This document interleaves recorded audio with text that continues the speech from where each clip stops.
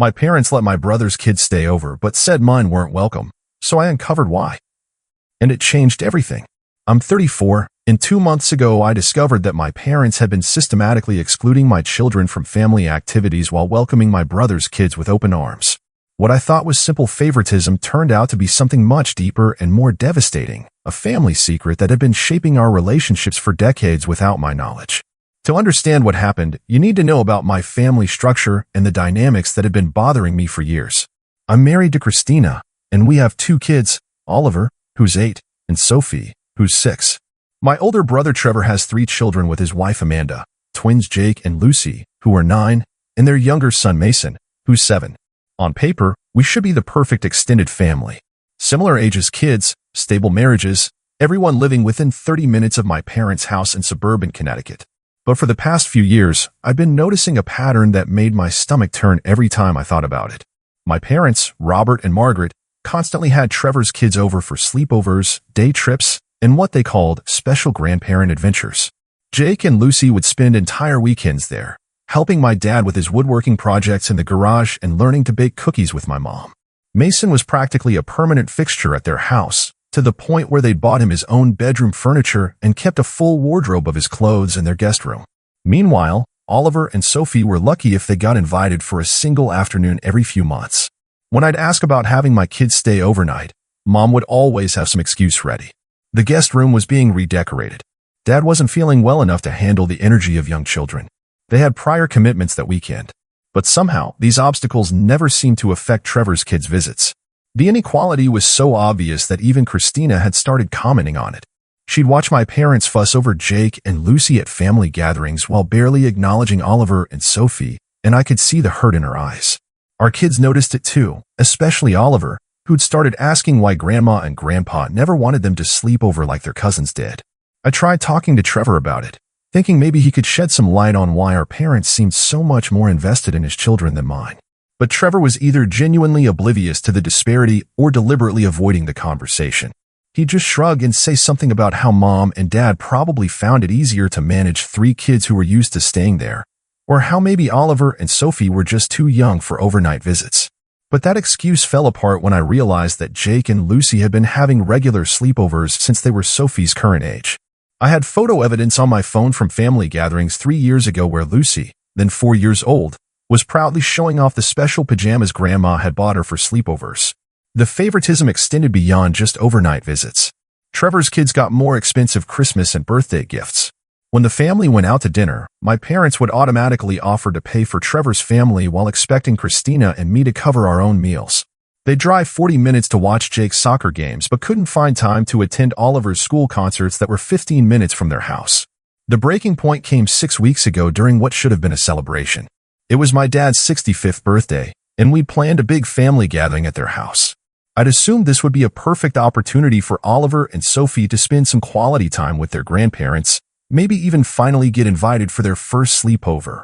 Instead, I watched my parents completely ignore my children while showering attention on Trevor's kids. Dad spent an hour teaching Jake how to use his power tools safely, explaining each piece of equipment with the kind of patience and enthusiasm I'd never seen him show my son. Mom had Lucy help her prepare a special birthday cake from scratch, praising every step Lucy took and taking photos to commemorate the moment. Mason got to open presents with Grandpa and play with the new train set they bought specifically for him to keep at their house. Oliver and Sophie sat on the couch watching cartoons, essentially forgotten. When Sophie asked if she could help with the cake too, Mom absent-mindedly said, "Maybe next time, sweetie," but never followed up. When Oliver tried to show Dad a drawing he'd made for his birthday, Dad glanced at it quickly and said, "That's nice," before turning back to his conversation with Jake about woodworking techniques. The contrast was so stark that even Amanda seemed uncomfortable. I caught her giving Trevor meaningful looks, and at one point she quietly suggested that maybe the kids should all play together outside. But my parents were so focused on Trevor's children that they didn't even notice the suggestion. When it came time to leave, Mom hugged Jake, Lucy, and Mason goodbye and reminded them that they'd be back the next weekend for their monthly sleepover. She told them how much she was looking forward to their planned activities and how Grandpa had already started preparing their favorite breakfast. Then she gave Oliver and Sophie distracted pats on the head and told them to be good for Mommy and Daddy. I couldn't take it anymore. That night, after we got home and put the kids to bed, I called my parents and asked directly why they never invited my kids to stay over. Mom's response was a rambling explanation about how Trevor's kids were easier because they were more familiar with the house routines and how she and Dad were getting older and couldn't handle as much chaos as they used to. When I pointed out that my kids were actually calmer and more well-behaved than their cousins, she got defensive and accused me of trying to create competition between the grandchildren. "We love all our grandchildren equally," she insisted, which was such an obvious lie that I almost laughed out loud. "If you love them equally, why haven't Oliver and Sophie ever had a sleepover?" I asked directly. There was a long pause before she said, "It's just different with them, Daniel. I can't explain why, but it's just different." That phrase haunted me. It's just different. What could possibly make it different? My kids were polite, well-mannered, and genuinely excited about spending time with their grandparents. They weren't more difficult than their cousins. If anything, they were easier to manage because they were naturally quieter and more independent. I hung up that night feeling more confused and hurt than ever. There had to be something I was missing, some explanation for why my parents treated Trevor's family like precious treasures while treating mine like distant acquaintances they tolerated out of obligation. That's when I decided to start paying closer attention to the family dynamics I've been taking for granted my entire life. Once I started actively observing my parents' behavior instead of just accepting it, patterns emerged that I'd somehow missed or rationalized away for years. The favoritism toward Trevor wasn't just about the grandchildren, it was woven into every aspect of how our family functioned. Trevor got invited to family dinners twice as often as we did. When my parents decided to have Sunday dinner, Trevor's family would be included automatically while we'd get a casual mention that we were welcome to join if we weren't busy. When they planned holiday celebrations, Trevor and Amanda were consulted about dates and menus while Christina and I were simply informed of the final decisions. When Trevor needed help with home repairs or moving furniture, Dad would volunteer immediately and spend entire weekends working on Trevor's projects with the enthusiasm of someone genuinely excited to help. When Trevor and Amanda went through a rough financial patch 2 years ago, my parents quietly paid for the twins' summer camp and dance lessons without being asked, treating it like a natural family obligation. Meanwhile, when Christina and I had struggled with childcare costs after Sophie was born, I'd had to explicitly ask my parents for help, and even then they'd only offered a small loan that they expected to be repaid with interest and a timeline. The contrast in their responses had bothered me at the time, but I convinced myself it was just different circumstances requiring different approaches. The disparity was everywhere once I started looking for it with clear eyes. Birthday gifts for Trevor's kids were always more expensive and thoughtful, personalized items, experience gifts, things that showed real consideration for each child's individual interests.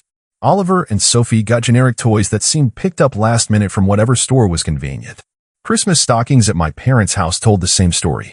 Jake, Lucy, and Mason had stockings that were noticeably fuller, with small wrapped gifts and special treats. Oliver and Sophie's stockings contained the basics, candy canes, a few pieces of chocolate, maybe a small toy that looked like it came from a dollar store. Family photos displayed prominently in my parents' living room featured Trevor's family almost exclusively.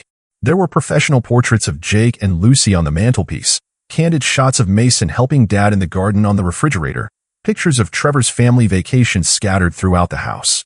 Photos that included my family were relegated to less prominent spots or mixed into albums that rarely came out for viewing. But what really started to disturb me were the conversations that would stop abruptly when I entered a room. I'd walk into the kitchen during family gatherings and find my parents and Trevor having intense, quiet discussions that would immediately shift to weather talk or sports commentary when they noticed me.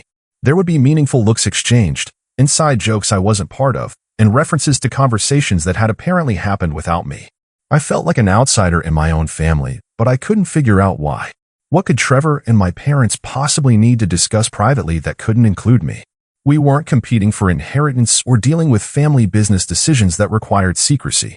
The mystery deepened when I overheard a phone conversation between my mom and Trevor that I wasn't supposed to hear.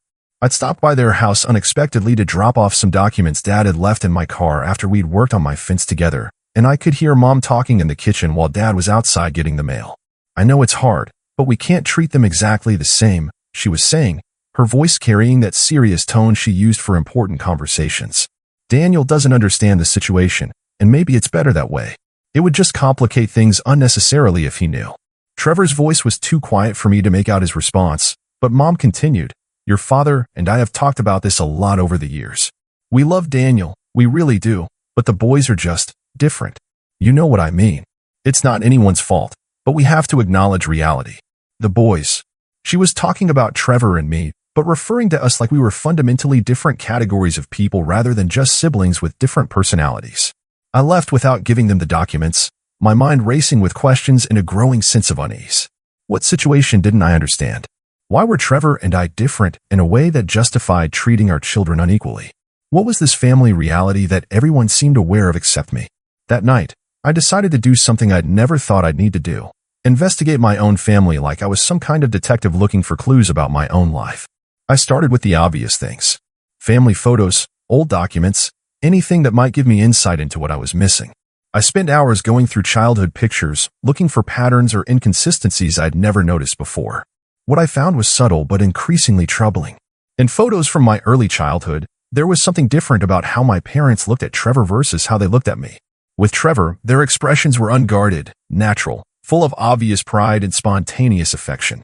With me, there was something more careful in their faces, like they were consciously thinking about how to appear rather than just naturally expressing emotion. But the real breakthrough came when I found my parents' old wedding album stored in a box in their attic.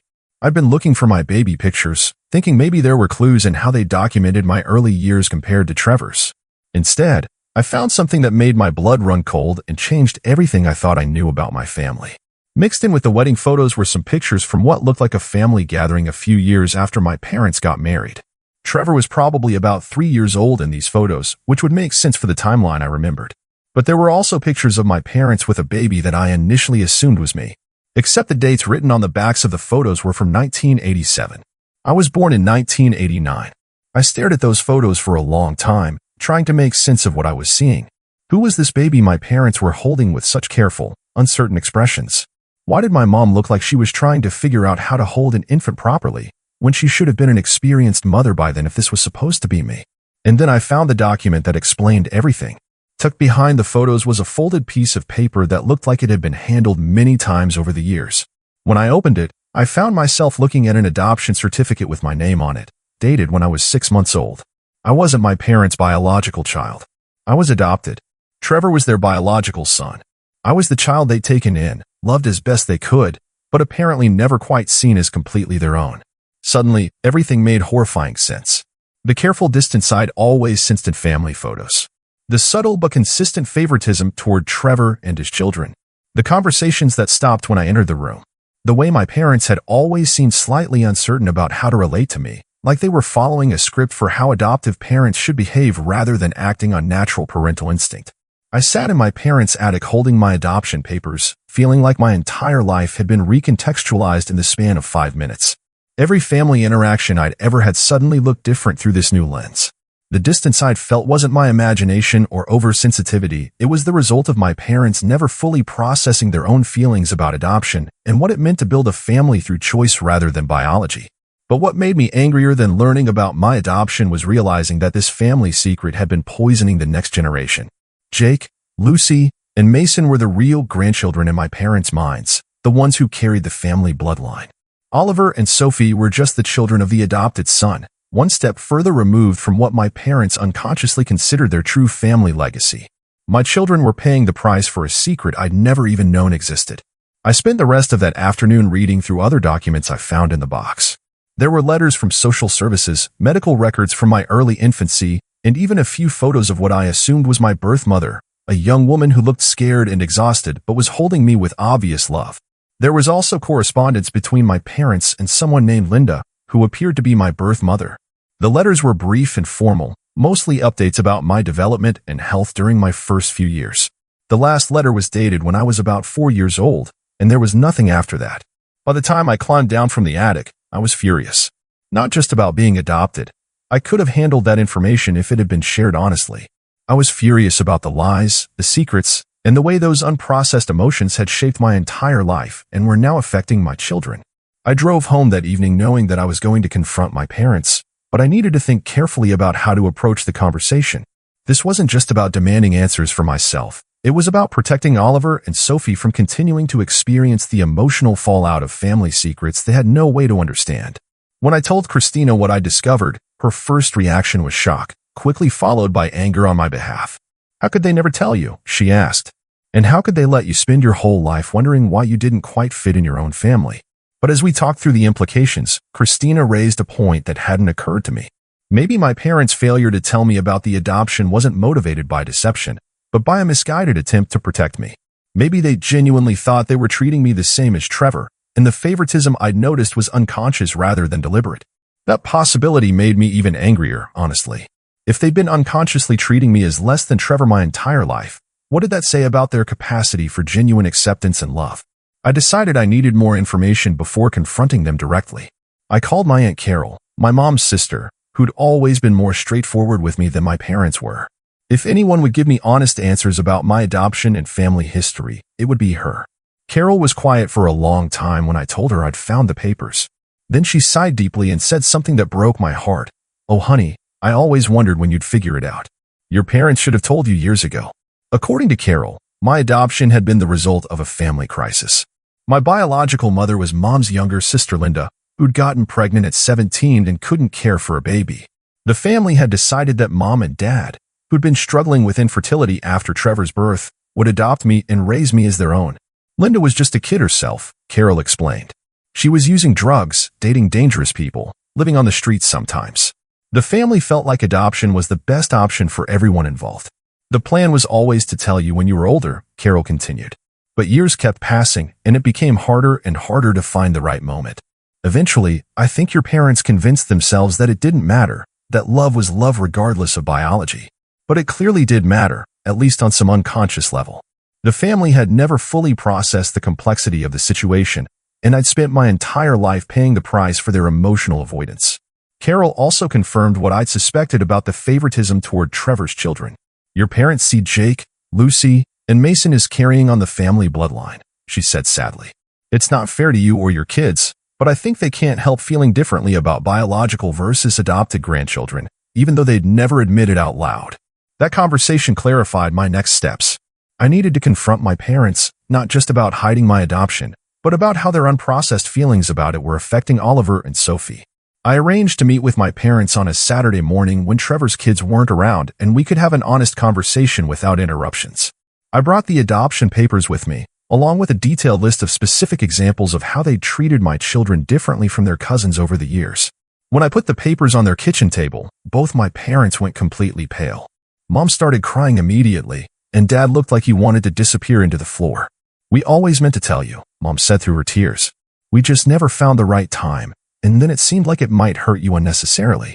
I explained that what had hurt me was spending my entire life feeling like I didn't quite belong in my own family, and watching my children experience that same rejection without understanding why. "We don't love Oliver and Sophie any less," Dad insisted, but I could see in his eyes that he knew his words rang hollow given the evidence I'd laid out. The conversation was painful but necessary. My parents had genuinely convinced themselves that they treated all their grandchildren equally, but when I presented them with specific examples of favoritism, the frequency of sleepovers, the differences in gift-giving, the attention paid to school events and activities, they couldn't deny the pattern. What emerged was a complicated story of good intentions and unconscious bias. My parents had wanted to love me exactly the same as Trevor, but they'd never dealt with their own feelings about adoption, infertility, and what it meant to build a family through choice rather than biology. They'd also never considered how their unresolved emotions might affect their relationships with their grandchildren. In their minds, they were just naturally closer to Jake, Lucy, and Mason because those children reminded them of Trevor at that age. They'd never connected that preference to the fact that those children were biologically related to them in a way that Oliver and Sophie weren't. The most heartbreaking part of the conversation was when Mom admitted that she'd sometimes felt guilty about how much she loved Trevor's kids, like she was betraying me by having such strong natural bonds with them. But instead of examining those feelings or working to build similar bonds with my children, she just accepted the disparity as inevitable. "I thought it was just personality differences," she said. "Jake and Lucy are so much like Trevor was at that age, and Mason has your father's eyes. I thought I was just responding to familiar traits." But when I pressed her about why she'd never noticed Oliver's artistic abilities or Sophie's love of reading, traits that actually came from my side of the family tree, she had no answer. She'd been so focused on seeing Trevor's children as extensions of her biological son that she'd never really looked at my children as individuals worth knowing. We spent hours talking through decades of family dynamics and missed opportunities for honesty. My parents admitted they'd been having private conversations with Trevor about family decisions because they unconsciously saw him as the real son whose input mattered more. They acknowledged that they'd been treating my family as guests in their home, while treating Trevor's family as permanent residents. By the end of the conversation, my parents were committed to changing how they approached their relationships with all their grandchildren, but I knew it would take time to rebuild trust and create new patterns. The damage from years of unconscious favoritism couldn't be undone overnight. The most immediate change was that they asked if Oliver and Sophie could come for a sleepover the following weekend. Not to make up for past exclusions, but to start building the kind of individual relationships with my kids that they'd always had with Trevor's. That first sleepover was awkward but promising. My parents were clearly trying harder than they ever had before to engage with Oliver and Sophie as individuals rather than just Daniel's kids. Dad taught Oliver how to use some basic woodworking tools, just like he'd done with Jake. Mom let Sophie help her bake a cake from scratch, the same activity she'd always shared with Lucy. But what meant the most to me was watching my parents really see my children for the first time. They seemed genuinely surprised by Oliver's thoughtful questions about Dad's projects and Sophie's natural talent for decorating. These were qualities my kids had always had, but my parents had never noticed because they'd never been paying attention. Over the following weeks, we established new family routines that included my kids in the regular rotation of grandparent activities. Oliver and Sophie started having monthly sleepovers, just like their cousins. They got invited to special outings and included in the spontaneous day trips that had always been reserved for Jake, Lucy, and Mason. More importantly, my parents started making a genuine effort to build relationships with my children based on their individual personalities and interests. Instead of just going through the motions of grandparenting, they were actively getting to know Oliver and Sophie as people. It's been 2 months since I discovered my adoption papers, and the changes in my family have been profound. Oliver and Sophie now have genuine relationships with their grandparents based on shared interests and real affection rather than obligation. My relationship with my parents has evolved into something more honest and emotionally satisfying than anything we'd had before. But I've also had to process my own feelings about being adopted and what that means for my identity. Learning that Linda was my birth mother and my biological aunt added another layer of complexity to an already complicated situation. I've had to grieve for the relationship with her that I never got to have, and for the years of feeling disconnected from my adoptive family because of secrets and unprocessed emotions. The most important change, though, has been in how I think about family and belonging. I used to believe that love and acceptance should be automatic within families. Now I understand that real family relationships require ongoing choice, effort, and honest communication. My parents love me and my children, but that love had to be activated and intentionally expressed rather than assumed. The favoritism toward Trevor's kids wasn't because they loved those children more, but because they'd never done the emotional work necessary to fully embrace me as their son. What do you think? Should adoptive parents always tell children about their origins from early childhood, even when the circumstances are complicated? And how do you handle unconscious favoritism in families where some children are biological and others aren't? The experience has taught me that belonging isn't about genetics, it's about being seen, understood, and chosen every day by the people who matter most.